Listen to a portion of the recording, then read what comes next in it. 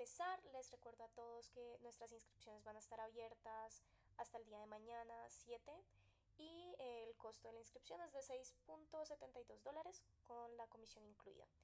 Entonces, en el margen de la preparación para el Quetzal, nuestro equipo de adjudicación, en este caso Juanes, hoy va a hacer un taller sobre la nacionalización de las empresas. Entonces, nacionalización de empresas, recuperación de soberanía o destrucción económica.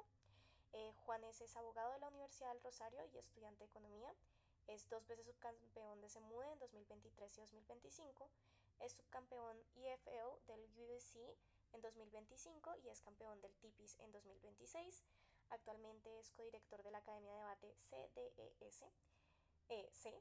Y Juanes, sin más preámbulo, creo que podemos iniciar. Hola, gracias. Pues primero,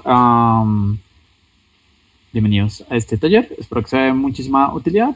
Sé que aquí somos poquitos, perdón por la hora, por la disponibilidad que tenía para dar esto, pero igual me alegra que puedan asistir. Entonces, bueno, como ya vimos, el taller de hoy es de nacionalización de empresas y esto es bastante interesante porque es un tema que se utiliza muchísimo en debate, más que todo cuando hablamos de ciertas empresas en específico en contextos donde se deberían nacionalizar. Por ejemplo, yo estaba entrenando el año pasado para el Mundial en inglés, el WOOD, y uno de los torneos que dan preparativos para ese Mundial tomó una moción que era esta casa nacionalizaría esta empresa búlgara, ¿no? Entonces es algo bastante común. También debatí una moción de nacionalización en el TOEI del 2023, 2024, perdón, y entonces por eso estoy abordando este tema. Espero que sea bastante utilidad. ¿Se ve la pantalla? ¿Alguien me puede confirmar si se ve lo que estoy mostrando?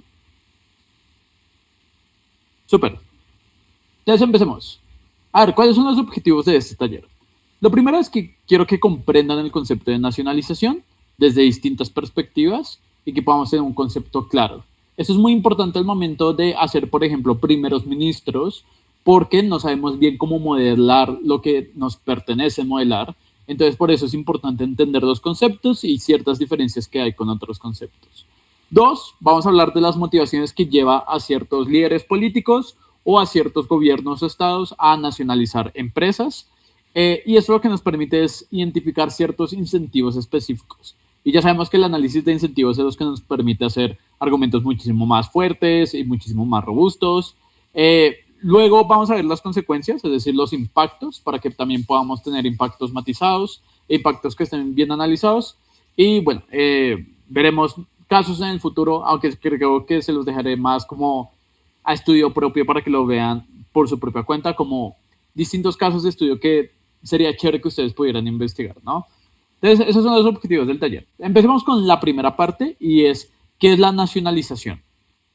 La nacionalización, en términos conceptuales, no es solo apropiarse, sino es la transferencia legal de la propiedad de activos estratégicos al Estado.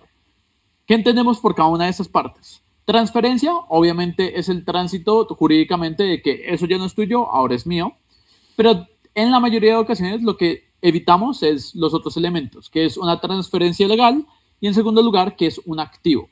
¿Por qué eso es importante? Transferencia legal es importante porque en el sentido de que se entiende que dentro de la sociedad la mayoría de estas nacionalizaciones tienen procesos por lo menos burocráticos que lo respaldan, tienen algún tipo de evaluación detrás o tienen alguna aprobación de los parlamentos, lo cual legaliza que el Estado tenga el control de este tipo de cosas. Y por activo entendemos como un elemento que produce riqueza, que produce dinero, que puede generar mayores rendimientos al futuro, ¿no? Eso es lo que entendemos por nacionalización. Pero la nacionalización tiene diferentes manifestaciones. Está la expropiación con compensación. La expropiación con compensación es básicamente que yo a esos propietarios de la empresa se las expropio, pero les pago un dinero que es una forma de compraventa forzada que le hago a esas personas que eran propietarios de esa empresa para compensarles de que perdieron esos activos, ¿no? Entonces yo les expropio la empresa, pero les doy algún tipo de indemnización económica para que no genere un daño bastante fuerte en esas personas que dependían económicamente o laboralmente de estas empresas, ¿no? Lo segundo es la reorganización administrativa. La reorganización administrativa no necesariamente es expropiar la empresa, pero sí es forzar a la empresa a cambiar la forma en cómo opera. Es decir, miren, ahora no vamos a tener 4 departamentos de investigación y desarrollo, sino que vamos a tener 2 y los recursos de los demás departamentos los vamos a dedicar a, no sé, el aspecto logístico o a otro sector o otra filial de esta empresa, porque creemos que así puede ser más eficiente. Ese también es un elemento de nacionalización, es cuando cambia la forma en cómo opera la empresa internamente. Y por último, la sustitución del lucro privado por un objetivo de servicio público. Las empresas, como bien sabemos, en la mayoría de ocasiones lo que buscan es tener ganancias, aumentar las utilidades. Mientras que podemos cambiar esos objetivos cuando nacionalizamos en el sentido de ahora tu misión no es generar ganancias, sino que probablemente es generar cobertura. No me importa si en esa población pobre no te van a pagar muchísimo dinero o no vas a obtener muchísimas ganancias. A mí lo que me importa es que les cubras el servicio de telecomunicaciones, por ejemplo. Esa es una forma también de nacionalización, ¿no? Es cambiar los objetivos de las empresas. Pero bueno, aquí hay algo bastante interesante y es que la nacionalización es un fenómeno y es un fenómeno que es cíclico. En la mayoría de ocasiones la nacionalización funciona a partir de ciclos político-económicos en donde se rota la nacionalización con la privatización. En determinados casos es muy raro de que una empresa se mantenga con la misma naturaleza por el resto del tiempo, ¿no? En la mayoría de ocasiones empiezan siendo nacionalizados, luego los privatizan, luego se vuelven a nacionalizar o de manera inversa, ¿no? A veces empiezan siendo privatizados, después se nacionaliza y luego se vuelve a privatizar. Es un fenómeno político que responde a ciertas circunstancias y elementos de backlash que ocurren al momento de cambiar la naturaleza de las empresas. Entonces, en muy pocas ocasiones es raro ver que una empresa dure por mucho tiempo con una misma naturaleza. Y eso es importante también para los encuadres dentro del debate, porque creo que una de las cosas que se abandona dentro del debate es la sostenibilidad de la nacionalización.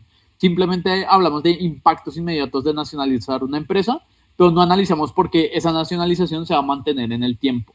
Un buen encuadre que es totalmente estratégico, por ejemplo, si estamos en un contexto, el contexto de Colombia, es decir, tenemos una sociedad bastante polarizada, donde el 40% es de izquierda y el 40% también es de derecha, tenemos un porcentaje de personas que están en el centro. Es muy poco probable que la nacionalización dure en muchísimo tiempo, sino que lo más probable es que va a haber backlash en el futuro y se va a volver a privatizar, y creemos que ese impacto es muchísimo peor porque creemos que va a ser una privatización muchísimo más radical que va a traer peores efectos de lo que quería defender la Cámara contraria, ¿no? Ese es un encuadre bastante estratégico jugando con el elemento cíclico que existe dentro del mundo de las nacionalizaciones. Vamos a ver un ejemplo de esto, es el caso de Argentina. Entonces el caso de Argentina es el caso de YPF, que es básicamente una empresa de gas natural y de petróleo, ¿no? En 1922 se crea la YPF como empresa estatal, pero en 1939 hay una privatización parcial durante el gobierno de Carlos Menem, que básicamente era un gobierno peronista, ¿no? Es un presidente y un abogado que era peronista y decidió privatizar esta empresa. No obstante, después de muchísimos años de privatización, hasta 1999, una empresa privada llamada Repsol vuelve a adquirir el control mayoritario de YPF y otra vez en 2012 el gobierno de Cristina Fernández de Kirchner expropia el 51% y renacionaliza la empresa. Entonces es un caso de estudio que da como evidencia la forma en cómo se rota el hecho de que se nacionaliza y luego se privatiza y luego se vuelve a nacionalizar, precisamente porque consideran que o la empresa no operó bien a través del cambio de naturalización o hay un backlash narrativo que hace que estos elementos no duren en el tiempo, ¿no? También está el ejemplo un poco más actual, que es el ejemplo de Gran Bretaña, ¿no? Y es, en 1948 hay una nacionalización y una creación del British Rail, que básicamente es una empresa de ferroviarios y operaron de manera nacional y de manera pública, pero entre 1994 y 1997 tiende a ser privatizada por los gobiernos conservadores de John Major. Y ya sabemos que la mayoría de esos gobiernos que son del ala de la derecha le dan muchísima fe a la libertad de mercado, le dan mucha fe a darle cierto poder corporativo a ciertas empresas, es la razón por la cual se privatizó. Pero después, ahorita, en 2025, hay un esfuerzo de renacionalizar la empresa, ¿no? de manera gradual. Ahorita están empezando de manera gradual, pero lo ideal, aquí cometí un error, no es 2012, pero lo ideal es que en 2027 ya se finalice el retorno de la mayoría de activos de los servicios ferroviarios a la propiedad pública. Y lo que pasó, por ejemplo, aquí ya podemos adelantarnos un poco a lo que vamos a ver más adelante, es que se quiso nacionalizar los servicios ferroviarios precisamente porque consideraban que era algo de interés nacional, porque eso es lo que conecta a todo el país con diferentes municipios y lo que permite es transportar mercancía, comercio, pero que se estaba haciendo de manera muy ineficiente o no se invertía en ciertos trayectos que hacen parte del Reino Unido, que son esenciales para también llevar prosperidad y acabar con la pobreza. Pero a la mayoría de empresas privadas no les importa eso si no tienen un rédito bastante grande. Es la razón por la cual en 2025 el gobierno de Reino Unido ha decidido básicamente renacionalizar para invertir en esos sectores que son abandonados, ¿no? Y es un ejemplo actual de cómo antes empezaba siendo público, después se privatiza y luego se vuelve a renacionalizar. Listo, ahora vamos a ver las diferencias entre nacionalización, estatización y socialización, porque eso es un elemento bastante delicado y yo creo que también sirve para hacer encuadres estratégicos o hacer modelos que sean un poquito más matizados. Nacionalización, pongámoslo que es como la familia, es un concepto bastante grande. Lo que significa más que todo nacionalización es que algo se vuelve propiedad estatal, pero no necesariamente significa que el Estado es quien gestiona directamente la empresa. Significa que los activos son del Estado, o sea, todo hace parte del presupuesto general y probablemente las ganancias van al presupuesto general, pero no significa que el ministro de Trabajo o el ministro de Gobierno, o bueno, en otros países le dicen las secretarías de los gobiernos sean los que gestionen directamente la empresa, sino que también pueden dejarlo a manos de un gobierno corporativo que puede ser privado, pero que la mayoría de rendimientos se retribuye al presupuesto general y ellos con eso pagan sus salarios y este tipo de cosas, ¿no? Otra cosa diferente es la estatalización, que ahí sí necesariamente el Estado opera directamente la empresa, que son servidores públicos los que establecen el plan de producción y el plan de desarrollo, y esa sí es la diferencia, ¿no? Ellos son los que deciden cómo va a operar la empresa, qué tipo de inversiones va a tener a futuro, qué tipo de costos va a asumir, qué no va a asumir. Son personas que hacen parte de los ministerios o hacen parte de las secretarías porque son servidores públicos, ¿no? Y por último es la socialización. La socialización significa que probablemente no se le da a manos del Estado o tampoco se da a manos de un privado, sino que se da de manera democrática a municipios, a cooperativas, a comunidades. Y de hecho, un ejemplo que es bastante bueno para caracterizar cómo funciona la socialización es el ejemplo de China. La mayoría de veces la gente considera que China es el supercomunismo, ¿no? De donde el partido comunista chino es el que tiene el poder de las empresas del país o son las que gestionan directamente las empresas del país. Pero no es cierto. China, de hecho, tiene un modelo más de socialización que de estatalización. Porque lo que hace China es darle la propiedad de las empresas a las comunidades y a los pequeños municipios. Es decir, el municipio tiene la propiedad completa de la empresa que opera dentro de su territorio. Y en la mayoría de ocasiones esto genera incentivos que son positivos, precisamente porque como estas comunidades son las que se benefician directamente, tienen incentivos a que la empresa le vaya bien. Y es la razón por la cual a China le va bien, porque deja esto en manos de comunidades descentralizadas. No lo maneja el Partido Comunista Chino, sino que las comunidades son las que tienen interés sobre la empresa en sí misma, ¿no? Es un modelo que ha sido bastante eficiente en la mayoría de ocasiones. De hecho, he hablado de esto en otros talleres, más que todo en el del TRE de este año, hablé un poco de cómo este modelo permitió que haya progreso económico en el largo plazo. Pueden ver ese taller que también está en YouTube, ¿no? Listo. Lo segundo, vamos a ver las motivaciones para nacionalizar. Ahora, lo que digo acá es que lo importante es tener cuáles son los incentivos que tienen ciertos actores para nacionalizar las empresas. Y hay distintos motivos para que esto exista. Denme un segundo. Ah, sí, todo súper. Listo. ¿Cuáles son las motivaciones en la mayoría de ocasiones para nacionalizar? Hay 4 de manera general y ya vamos a diseccionarlas en lo concreto.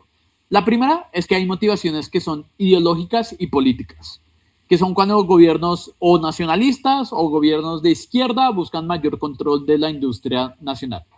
Segundo, hay motivaciones que son económicas, que es queremos reparar ciertas fallas de mercado o inversiones que son insuficientes o tener control de ciertos sectores estratégicos. Lo tercero es algo que ya voy a explicar más en concreto más adelante en las diapositivas, pero es un tipo de test que hace el Estado, que es cuando el Estado evalúa sus propias capacidades y dice, yo podría manejar esta empresa muchísimo mejor de la que podría hacerlo un privado. Y por último, es que esto genera una mayor distribución de beneficios. Pero vamos a diseccionar cada una para que todo esto sea bastante claro. Empecemos con las motivaciones ideológicas, que yo creo que es la más común de conocimiento público en la mayoría de ocasiones, ¿no? Una parte de la explicación de la nacionalización es la teoría política de la nacionalización, que ve decisiones de expropiar o privatizar como decisiones que sirven a proyectos ideológicos o a la lógica de poder de los gobiernos. Es el ejemplo claro de Venezuela y es el ejemplo claro de algunos gobiernos que son de derecha que lo que buscan es privatizar, como puede ser el gobierno de Milei o como lo buscaba hacer Bolsonaro en Brasil, ¿no? Pero ¿cómo se ve en la mayoría de casos esto, no? En muchos casos la nacionalización se hace sobre industrias extractivas y se dan en contextos muy específicos. Uno, donde hay gobiernos con orientación nacionalista, es decir, con esta ideología de que lo que más importa es la nación y no nos importa favorecer a industrias que probablemente son externas o a inversores que son externos, o gobiernos que terminan siendo de izquierda, precisamente porque tienen esta concepción de que hay que repartir socialmente los beneficios, ¿no? Y que en la mayoría de ocasiones muchos privados lo que hacen es expropiarse las rentas, expropiarse los beneficios, por lo tanto eso es injusto en un principio, y por eso es que la mayoría de gobiernos de izquierda son los que tienen mayores tendencias a expropiar cierta parte de la industria nacional en pro de repartirlo de manera democrática a las comunidades, ¿no? Pero, segundo, existe esta manera de recuperar la soberanía frente al capital extranjero. Entonces, en la mayoría de ocasiones donde empieza esta motivación ideológica es porque consideran que hay una invasión de el otro, ¿no? Personas que son extrañas, los americanos, el imperialismo americano, ese tipo de cosas son las que motivan las narrativas a las cuales la gente termina apoyando una expropiación en pro de nacionalizar las empresas que son concretas del país, ¿no? Pero por último es el legado colonial. Y yo creo que esto ocurre más en África, precisamente porque África se ha descolonizado hace muy poco, de hecho en el siglo pasado, a diferencia de, por ejemplo, Latinoamérica o otros países. Y en África el resentimiento colonial es bastante fuerte. Ustedes si se dan cuenta, muchas empresas que están en África, de hecho, fueron constituidas por los franceses o por los británicos. Y son aquellos que generaron empresas extractivas y en el día de hoy se mantienen en esos territorios. La asociación que hace la mayoría de personas es que esto es un legado colonial, ¿no? Que son concesiones largas, que son contratos desiguales, que extraen nuestros recursos que son nuestros, pero se los llevan para enriquecer a un británico que probablemente no le importamos, ¿no? Ese legado colonial es la motivación ideológica por la cual en muchas ocasiones líderes de comunidades deciden empezar una nacionalización o el apoyo popular es la que decide empujar la nacionalización de las empresas, ¿no?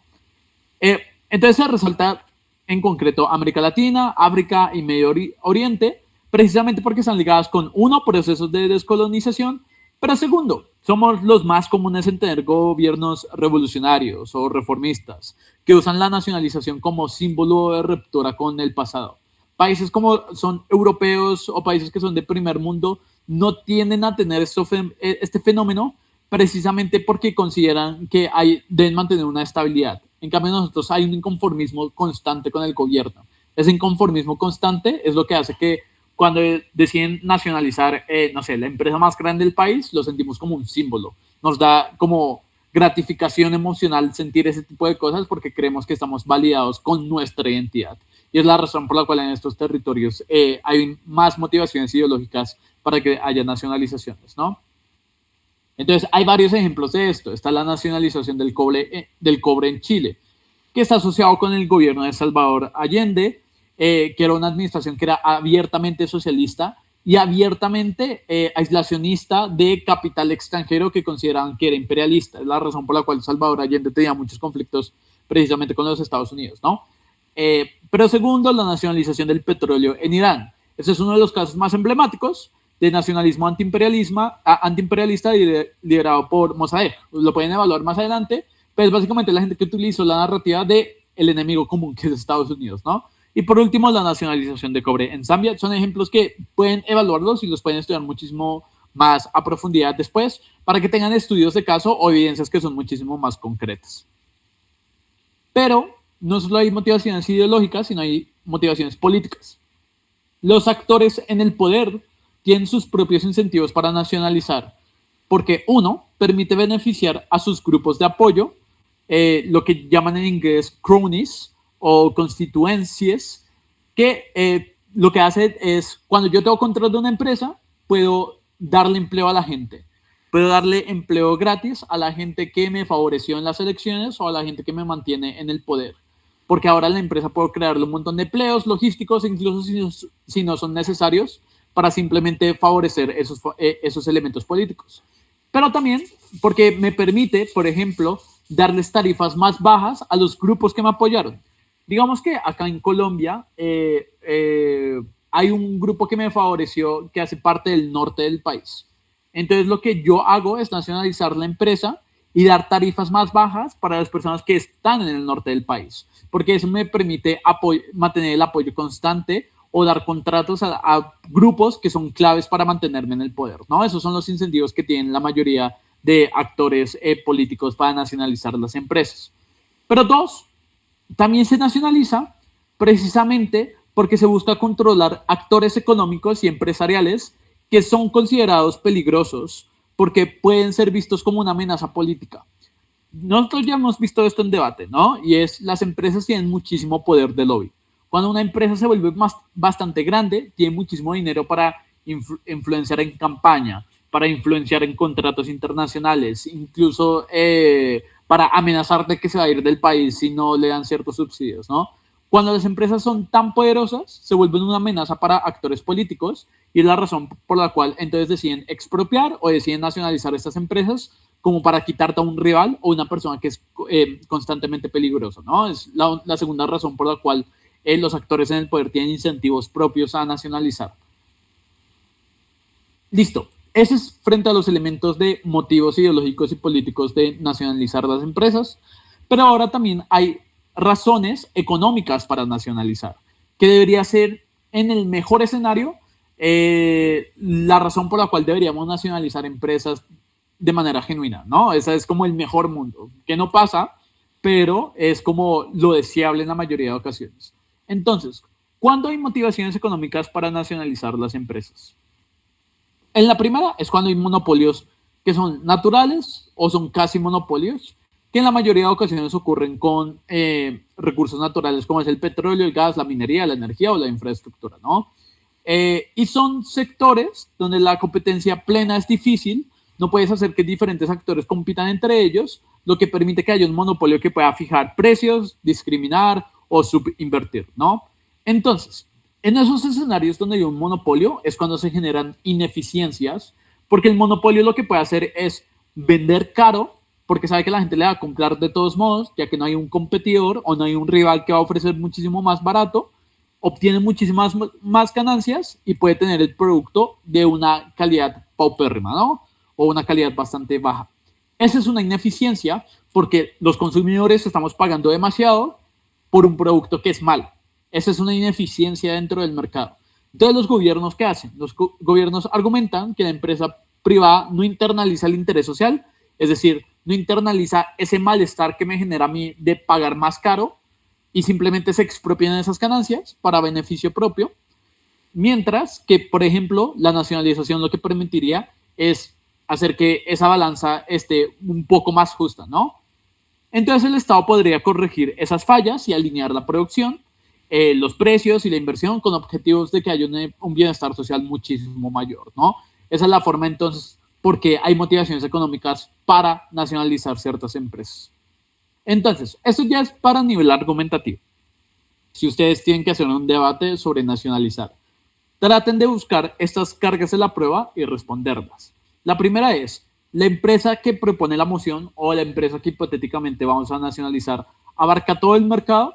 O, incluso si no abarca todo el mercado, ¿tiene capacidades para destruir a la competencia?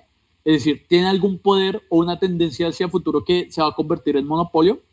Esa es la primera carga de la prueba. La segunda carga de la prueba es, ¿la empresa está haciendo economías de escala y mejorando la producción? o solo está obteniendo mayores rentas. Entonces ahí pueden explicar por qué hay incentivos para no obtener mayores ganancias o por qué hay evidencias históricas de que esta empresa lo que busca son ineficiencias y ahí cumple con la segunda carga de la prueba de que la empresa, uno, es un monopolio, pero dos, está haciendo las cosas mal. La tercera carga de la prueba es cuáles son las consecuencias de que la empresa sea ineficiente, ¿no? Y aquí quiero ser bastante claro, porque la mayoría de los problemas que se generan al momento de hacer debates de economía es que las personas no saben impactar bien o se les olvida el impacto, ¿no? Es importante ser bastante claros. Y es decir, cuando la empresa de energía lo que hace es tener un monopolio y se vuelve totalmente ineficiente, es cuando las personas no tienen calefacción para calentar sus hogares, porque no pueden pagar todo el precio. Eso hace que muchísima más gente se enferme, más gente enferma sobresatura el sistema de salud, hay más gente muerta, hay más gente sin atención médica, ese tipo de cosas. Es importante hacer el impacto de cuáles son las consecuencias de esa ineficiencia. O dos, establecer si esto es un riesgo sistémico, ¿no? Y es, si el banco más grande de Colombia es ineficiente o emite muchísimo crédito, pero no tiene un sustento detrás para pagar ese crédito, probablemente va a joder todo el mercado financiero, ¿no? Todo el mercado financiero va a dejar de funcionar y eso lo que hace es acabar con la confianza dentro del país, por lo tanto hay un riesgo sistémico. Esa es la tercera carga de la prueba, ¿no? Es hacer énfasis en cuál es el tipo del impacto y si el impacto es sistémico o el impacto solo afecta a ciertos individuos. Y cuarto es demostrar si esta es la única alternativa para que la empresa tenga buenos incentivos. Porque, a ver, lo que dicen en la mayoría de debates, o lo que puede decir oposición en contra es, podemos regular para que esto no suceda, ¿no? Podemos exigir ciertas tarifas, no sé, X, Y, Z.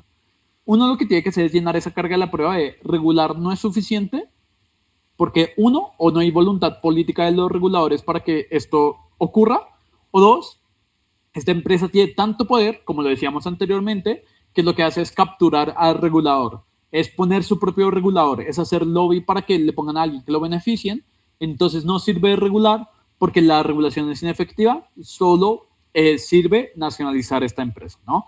Entonces, esas son las cargas de la prueba al momento de hacer un argumento, para que el argumento tenga sentido, para que el argumento tenga un nivel de análisis y tenga un nivel de relevancia que les dé bastante poder dentro del debate. Entonces, sí, va a ser bastante útil cuando lleguen a este escenario, ¿no?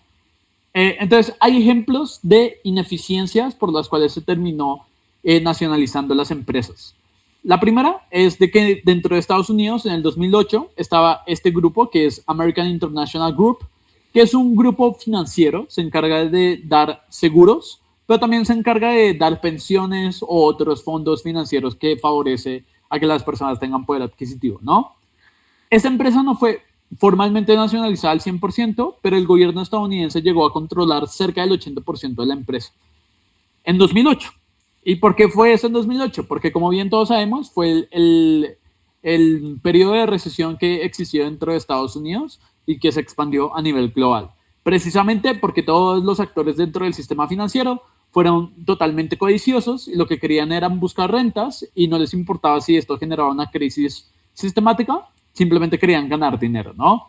Entonces, cuando esto ocurrió, la mayoría de estas empresas financieras cayeron en bancarrota y lo que hizo el gobierno de Estados Unidos es, ok, ustedes fueron totalmente ineficientes, poco éticos y de hecho no les importó crear un riesgo, así que vamos a tener control por la mayoría de la gestión de la empresa porque nosotros lo podemos hacer mejor, ¿no?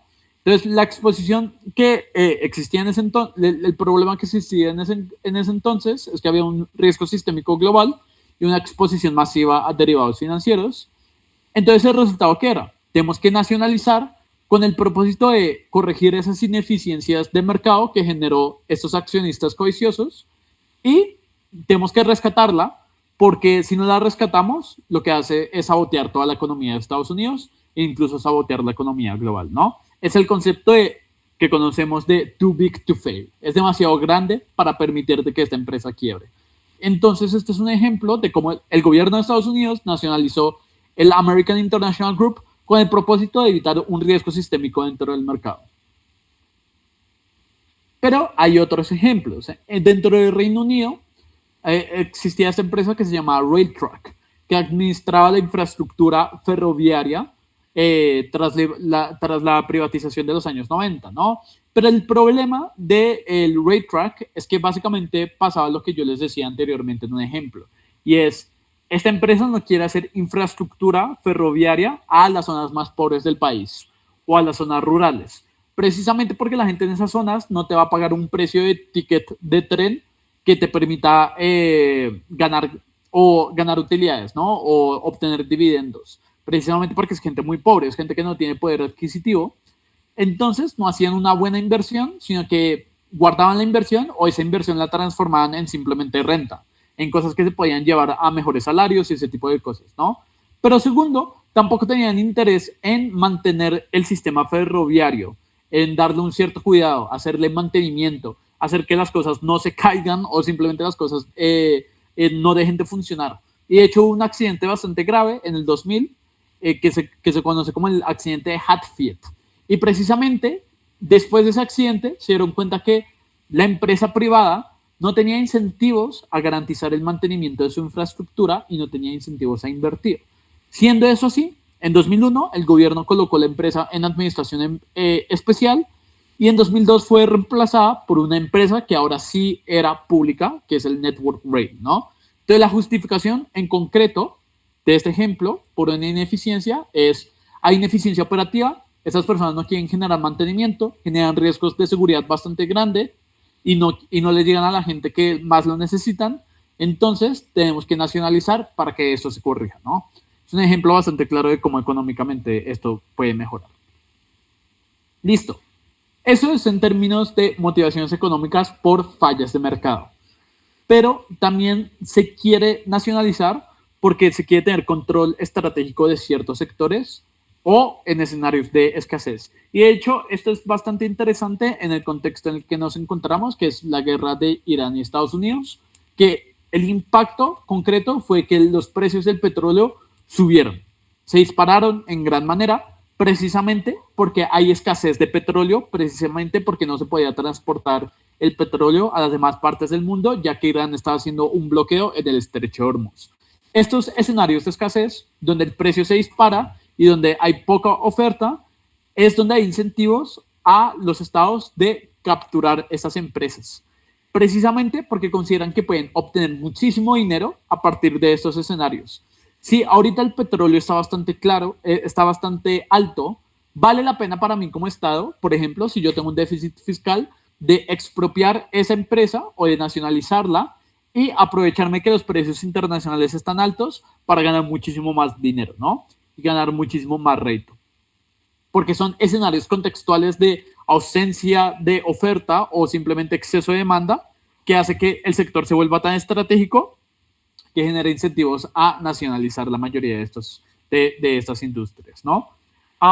Entonces, en estos momentos, los gobiernos perciben que el recurso es demasiado estratégico como para dejarlo en manos privadas y el margen de renegociación y expropiación es mayor porque hay un montón de gente que quiere comprar esta empresa, ¿no? Entonces te da un poder de leverage como empresa estatal de obtener ganancias de nacionalizar y después volverla a vender a futuro, ¿no? Es un juego bastante interesante es como si a mí me robaran el celular y después me lo volvieran a vender. Así funciona los elementos estratégicos de nacionalización.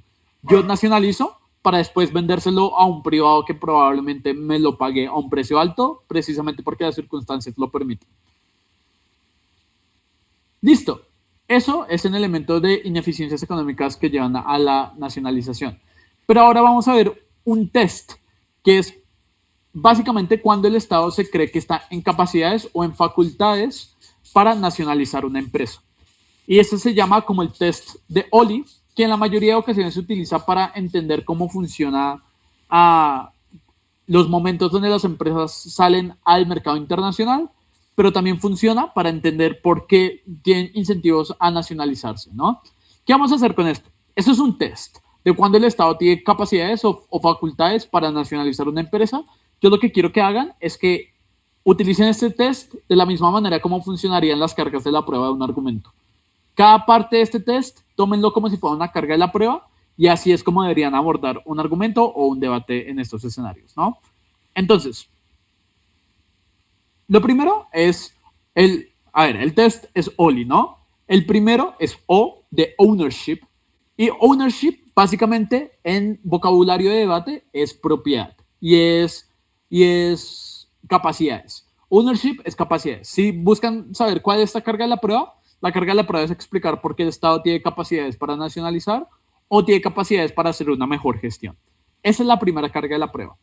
Entonces, lo que uno puede establecer acá es el Estado tiene capacidades en tres vertientes. La primera es que tiene capacidad tecnológica y a través de años de presencia de multinacionales. Es, por ejemplo, acá en Colombia durante años han habido un montón de empresas europeas y un montón de empresas americanas.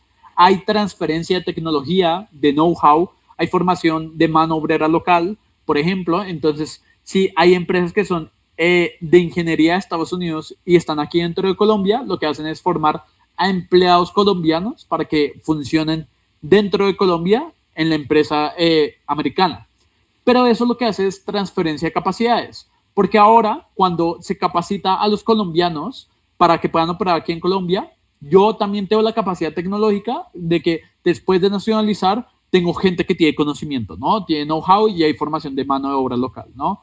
Tengo managers nacionales, tengo proveedores locales especializados, ¿no? Esa es la capacidad tecnológica y de gestión adquirida que puede tener el Estado después de un tiempo donde se roban esas capacidades de los países que tienen mayor tecnología, ¿no? Lo segundo es la capacidad financiera y eso es bastante importante. Aquí es necesario evaluar, y ustedes lo tienen que hacer como carga de la prueba, de si el Estado tiene el presupuesto suficiente para mantener la empresa en el futuro. Es decir, el Estado o puede usar la renta del propio recurso, por ejemplo, puede utilizar la renta de lo que saque de vender petróleo para mantener la empresa, o puede utilizar el presupuesto nacional, no sé, la banca pública o deuda soberana para financiar la operación.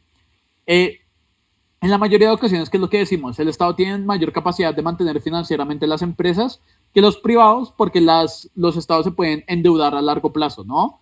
Y en cambio las empresas privadas son más impacientes en el corto plazo, entonces no tienden a endeudarse muchísimo, lo que da mayores capacidades financieras al Estado porque tiene un montón de fuentes de flujo de caja para mantener la empresa, ¿no? Entonces por eso tiene capacidad financiera. Y por último es la capacidad regulatoria y contractual. El Estado es quien controla las leyes, controla las concesiones, regalías, los impuestos. Lo que puede hacer el Estado es redefinir las reglas de juego y favorecer a su empresa estatal, ¿no? Si esa empresa es mía como Estado, yo hago yo hago leyes para que favorezca el operar de mi propia empresa, ¿no? Entonces, en conclusión, esta primera carga de la prueba son capacidades. Ustedes lo que van a explicar es, tenemos capacidades tecnológicas para que funcione, tenemos capacidades financieras para que el Estado pueda operar esto en el largo plazo y tenemos capacidades regulatorias para favorecer las reglas de juego a favor de la empresa nacionalizada, ¿no? Entonces, esa es la primera carga de la prueba, el ownership. Lo segundo es el location. Y location es básicamente lo que estábamos hablando anteriormente sobre sectores que son estratégicos, ¿no? Las empresas invierten donde hay recursos naturales, donde hay mercado, donde hay ventajas de costo. Pero en el enfoque del paper de este OLI, de este test, lo que se establece es que la localización debe depender de territorios que más lo necesitan, ¿no?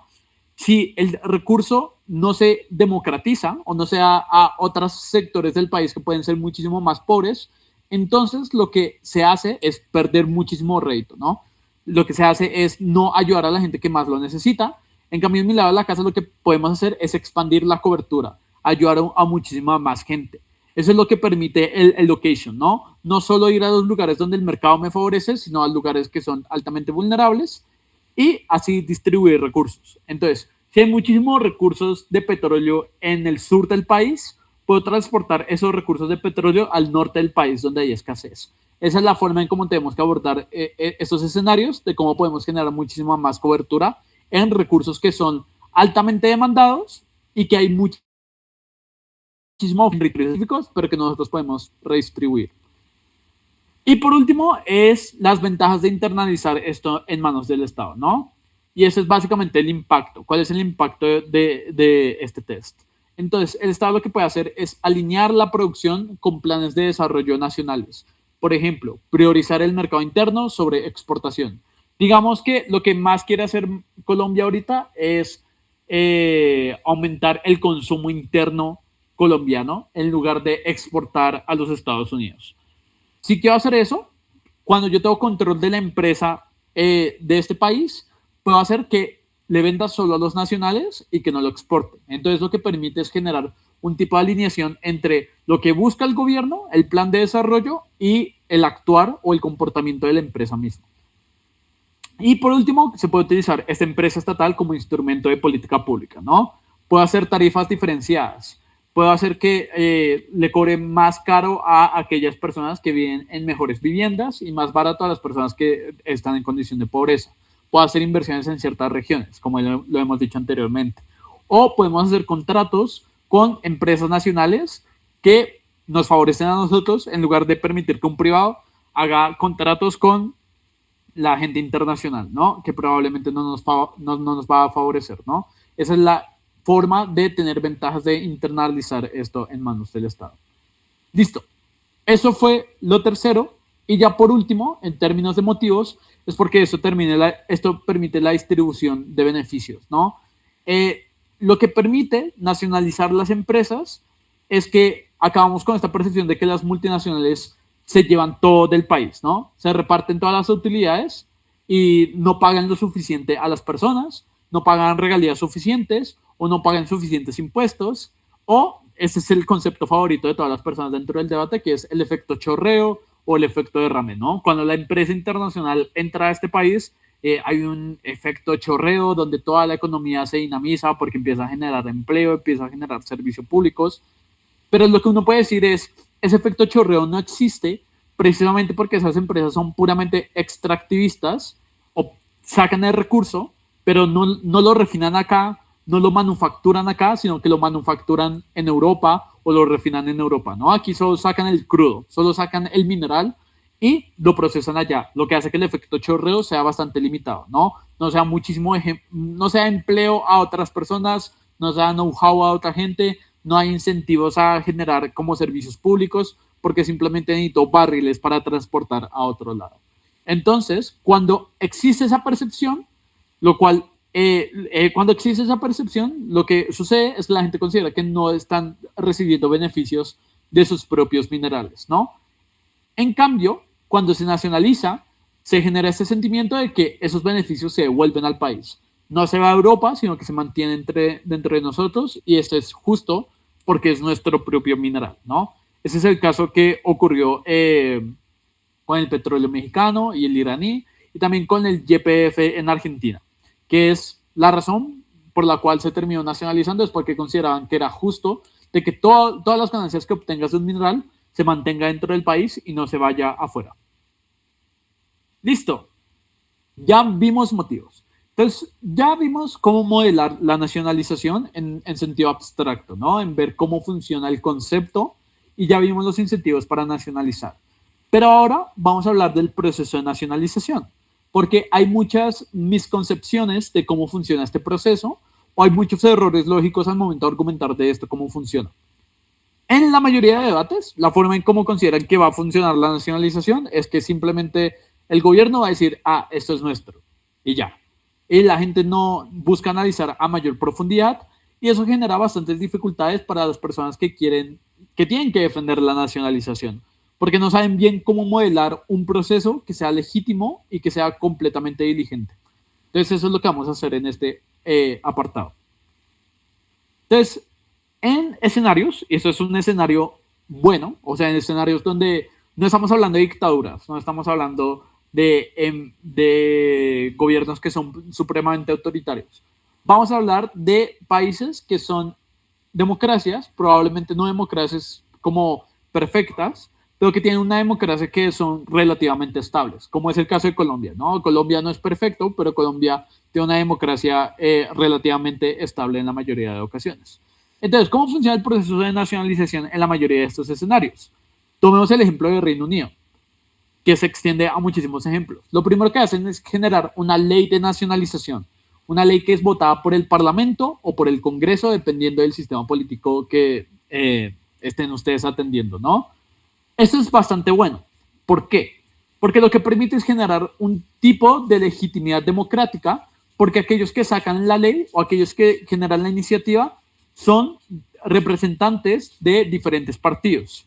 Y por lo tanto hay una legitimidad en términos democráticos. Esa es la importancia de que la nacionalización empiece dentro de la ley. Y esa es una forma entonces de modelar cómo funcionaría la nacionalización. Diciendo, miren, probablemente vamos a crear una ley marco que en la mayoría de ocasiones lo que va a permitir es que distintos sectores puedan discutir sobre los beneficios de la nacionalización y por lo tanto haya un acuerdo o un consenso nacional. Por ende, es la razón por la cual empieza con una ley el proceso de nacionalización. Entonces, ¿qué tiene la ley? La mayoría de estas leyes lo que hacen es definir cuáles son los activos que van a pasar al Estado, lo que hacen es establecer la estructura institucional, es decir, cuál va a ser el cuerpo o la mesa directiva que va a manejar la empresa, establece el régimen de compensación a los antiguos propietarios, por ejemplo, cómo le vamos a pagar a las personas que le estamos expropiando, y establece directrices generales de funcionamiento. ¿Cuál va a ser el objetivo de esta empresa? Va a ser generar mayor cobertura, va a ser generar tarifas más accesibles, ese tipo de cosas, ¿no? Entonces, en términos de economía política, esto significa que el Parlamento hace una elección que permite que algo se vuelva público, y lo que hace es generar legitimidad. Y en segundo lugar, que la ley es un punto de partida formal dentro del proceso, ¿no? Establece las directrices por las cuales se tiene que regir el gobierno. Y esto es bastante bueno porque esto evita contracaracterizaciones de gente diciendo, pero el gobierno va a hacer lo que quiera, cuando quiera y lo que se le dé la gana. Lo que uno puede establecer es la mayoría de nacionalizaciones se dan por medio de ley y la ley establece cuáles son las directrices que debe seguir el gobierno.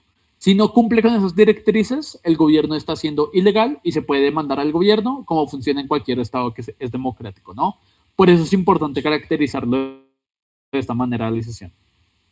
Entonces, esa es la primera parte, la parte de generar una ley. La segunda es generar una corporación pública, que es, una vez aprobada la ley, no es el ministerio el que opera directamente la empresa, es decir, tú no ves al ministro de comercio siendo el CEO de la empresa petrolera, sino que se crean corporaciones públicas que en la mayoría de ocasiones buscan ser entidades autónomas, ¿no? Dentro del sector público. Y eso es algo bastante común. Yo no sé si alguna de las personas que está acá conoce alguna entidad pública que sea autónoma. Bueno, un ejemplo bastante claro es el Banco Central, ¿no? En la mayoría de países. El Banco Central es una entidad pública porque no es privada, no tiene accionistas privados, sino que hace parte de los servidores públicos del Estado, pero es independiente del gobierno, ¿no? Es autónomo, toma sus propias decisiones, no tiene que obedecerle a alguien más. Si nosotros queremos caracterizar una nacionalización que sea eficiente, es importante hacer esta aclaración. Y es decir, nuestra nacionalización va a ser por medio de una entidad pública autónoma que de la misma manera en cómo funciona el Banco Central o cómo funcionan los organismos de control en otros estados, ¿no? Esa es la segunda parte. Entonces, hay características claves de estas corporaciones. Son obviamente personas jurídicas con su propia mesa directiva, con sus propias cuentas, y también podemos darles matices, ¿no? Como esas personas le dan reportes al Parlamento, dan informes de cómo están haciendo su gestión, de si su gestión está cumpliendo en cada momento con los fines establecidos por la ley. Entonces, esa es una caracterización clave al momento de ustedes modelar la nacionalización. Es decir, esto va a funcionar con un sistema de accountability donde tenemos que ir dando constantemente informes de cómo se está dando la gestión, ¿no? Tiene un mandato de servidor público, entonces por razones constitucionales no pueden maximizar beneficios, sino que tienen que garantizar el interés general. Y lo que decíamos, es autónomo porque hay una diferencia entre el órgano político y la corporación. La corporación se supone que tiene una operación diaria, técnica, completamente enfocada a que esto funcione operacionalmente, no se mezcla con los elementos legales ni con los elementos políticos que puedan existir, ¿no? Y en teoría esto debería combinar la disciplina técnica y empresarial con objetivos públicos a largo plazo. Esa es la parte clave de caracterizar la corporación que maneja esto. Lo tercero es la compensación a los antiguos propietarios. Entonces, en la mayoría de ocasiones, no se le paga inmediatamente a la empresa que fue nacionalizada o a los propietarios de la empresa que fue nacionalizada, ¿no? Porque es muchísimo dinero. Entonces, lo que hacen los gobiernos es lo siguiente. En primer lugar, es darle un pago inicial por haberle nacionalizado la empresa o por habérsela expropiado, pero también en la medida que la empresa nacionalizada va ganando retornos o va ganando rendimientos, le dedican un porcentaje a pagarle a esos propietarios antiguos para que haya esos criterios de justicia, ¿no? Y eso lo que permite es que también haya comodidad del sector privado, para que el sector privado no sienta que perdió todo su dinero o toda su inversión, sino que se le fue retribuida la inversión, y esto genera mayores criterios de transparencia y también de un sentimiento de justicia que permite generar confianza en el Estado, y es lo que hace que más personas quieran invertir en el futuro, ¿no? Porque consideran que el gobierno no es completamente injusto. Listo. Por último es la reorganización industrial, ¿no? Entonces, lo que hacen la mayoría de nacionalizaciones es, vamos a evitar de que las empresas se peleen entre ellas, sino que vamos a organizar toda la industria. No solo vamos a nacionalizar una sola empresa, sino que vamos a organizar cómo funciona todo el mercado as a whole. Esto funciona en la mayoría de ocasiones con las empresas que son de ferrocarriles o las empresas que son de transporte.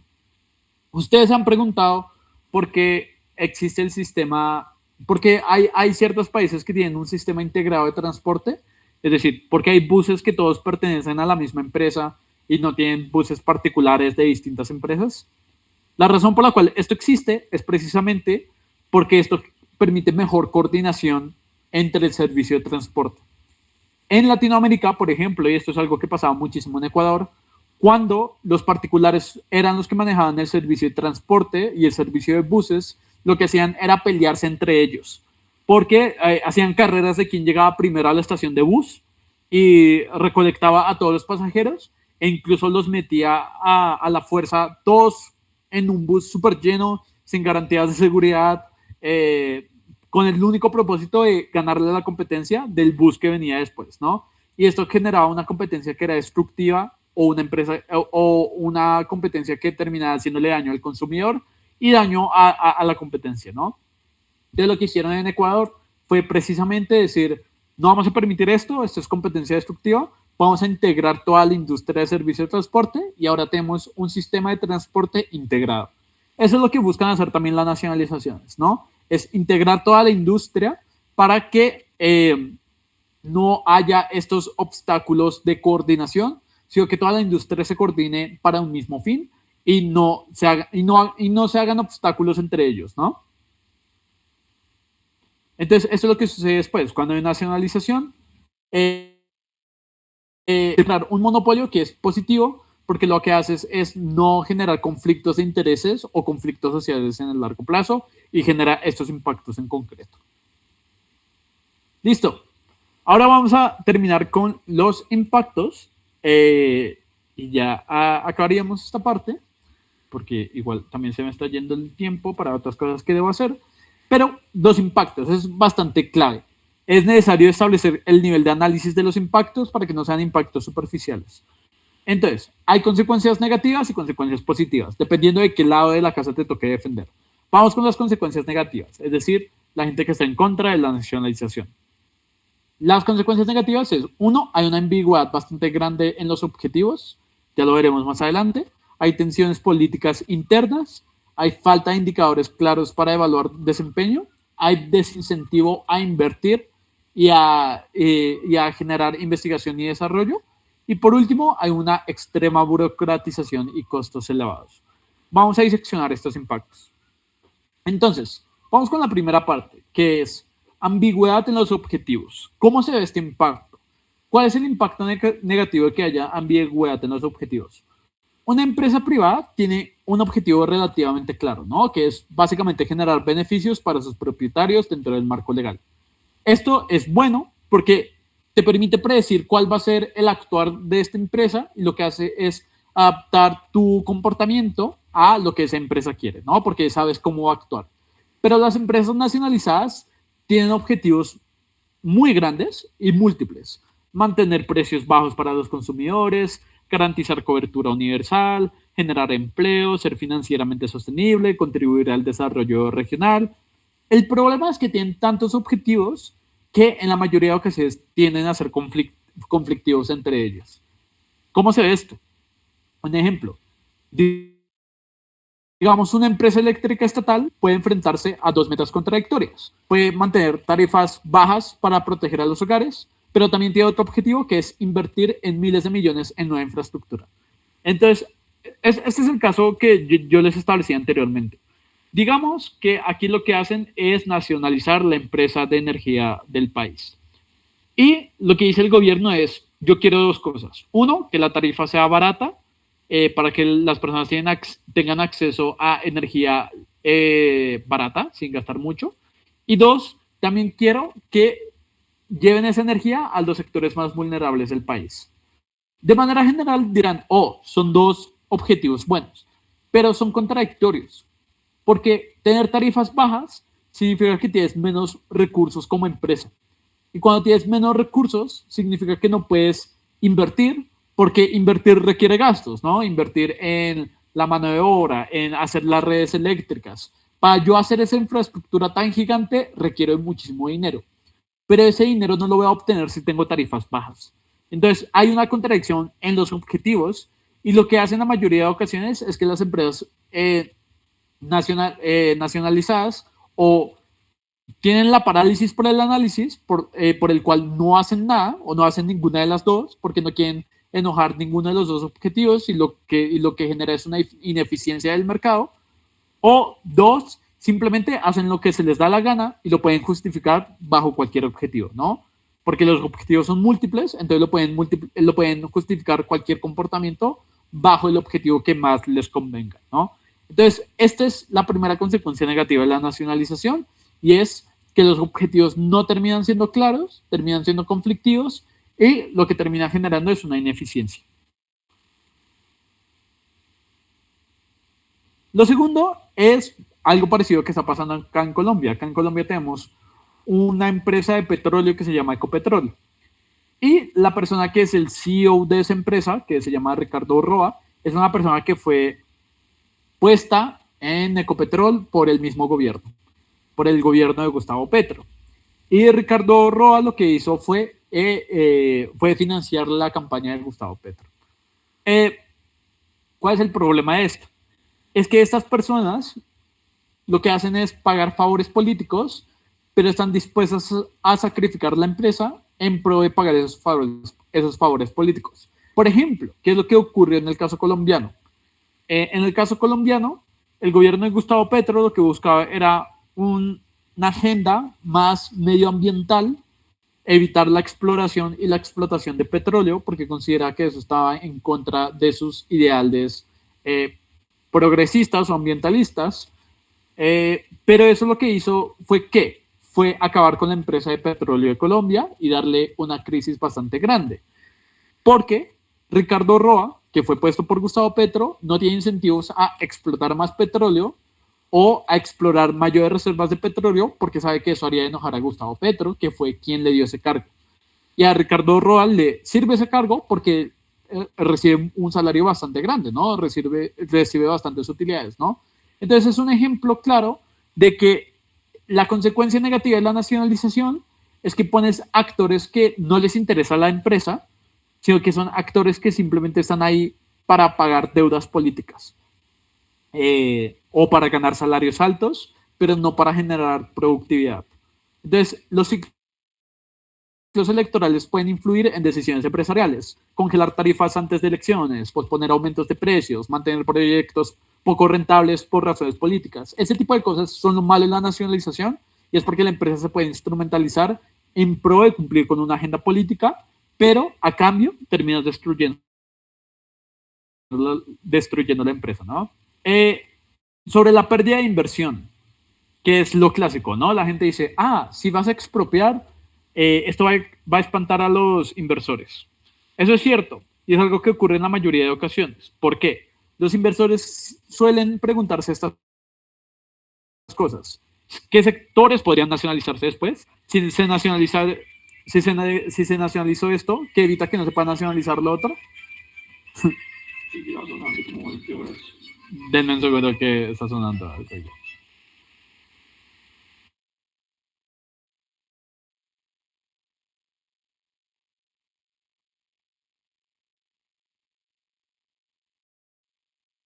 Listo. Entonces lo que se preguntan los inversores es básicamente, ok, si nacionalizaste esta empresa, ¿qué evita que también puedas nacionalizar esta?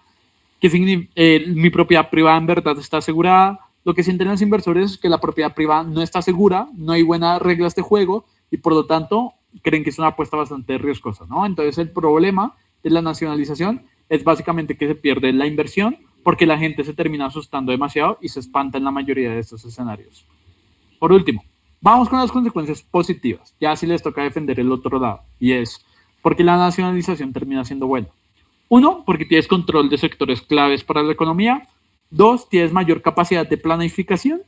Tres, tienes una posible redistribución de ingreso y la universalización de servicios públicos. Vamos a ver algunos ejemplos. Entonces, supongamos que una empresa privada de energía descubre una región remota que es poco rentable. La lógica empresarial, ¿cuál sería? Básicamente es no invertir, reducir operaciones, abandonar el mercado. Si la empresa, por ejemplo, de energía acá en este país considera que no le están pagando bien y le está pagando mejor en el país vecino, tiene incentivos a abandonar el mercado e irse a ese país. Pero a un Estado no le importa eso, sino que el Estado lo que le importa es que haya integración territorial, que haya un desarrollo económico hacia futuro. Entonces la nacionalización lo que permite es tener un control estratégico de ciertos servicios públicos y de que no se vayan del territorio. Pero en segundo lugar, que es lo que hemos dicho durante todo el taller, y es que vayan a zonas vulnerables que por razones empresariales nunca irían, ¿no?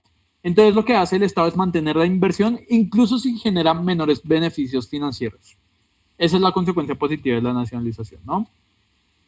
Pero lo segundo, cuando una empresa privada obtiene ganancias, los beneficios se distribuyen principalmente a los accionistas y a los inversionistas. En cambio, cuando una empresa es nacionalizada, la mayoría de estos retornos van al presupuesto general de la nación, al presupuesto del gobierno, al presupuesto del Estado.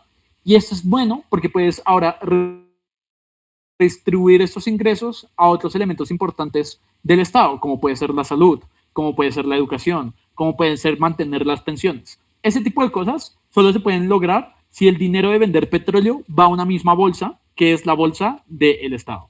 Si eso no es así, si tienen su propia bolsa individual, pues esa gente se lleva sus beneficios, los accionistas se llevan todo el retorno, pero no se redistribuye a otros servicios públicos esenciales que son importantes para mantener como la calidad de vida de las personas.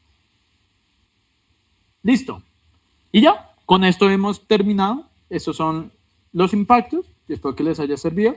Acá les voy a dejar unos estudios de caso. Son bastante largos, por eso no voy a expandirme ahorita.